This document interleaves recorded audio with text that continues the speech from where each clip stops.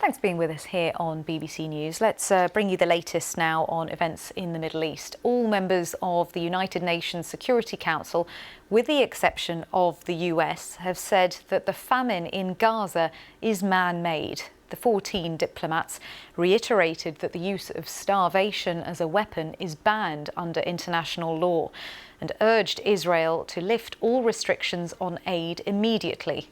Separately, President Trump has chaired a meeting in Washington about the future of Gaza, with Donald Trump's son-in-law, the former Middle East envoy Jared Kushner, and the former British Prime Minister Sir Tony Blair among the attendees.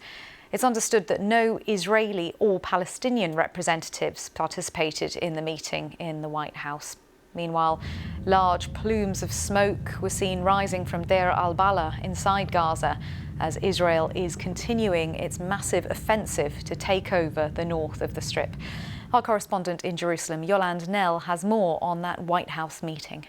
I mean, certainly this issue of who is going to be responsible for post-war Gaza is a critical one. And now, after more than 22 months of war, we still don't have a clear idea of what the end goal is, who would be the administration that would take things forward post-war. So President Trump's Middle East envoy, Steve Witkoff, had said that this would be a large meeting, that the White House was working on a very comprehensive plan to look at this. And then there was a senior White House official quoted by Reuters after the meeting who said it was simply a policy meeting of the kind that the president often has with his aides. As you mentioned, we know that Jared Kushner, who was formerly a White House Middle East envoy in President Trump's first term, he was there.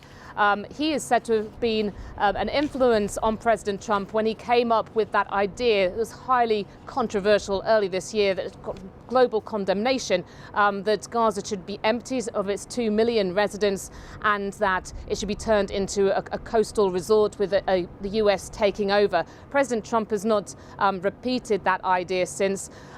Tony Blair, a relevant person here, he has his think tank and has also worked in the Middle East as a peace envoy representing the UN, the EU, the US and Russia. He did that for some years. Our correspondent in Jerusalem, Yolande Knell.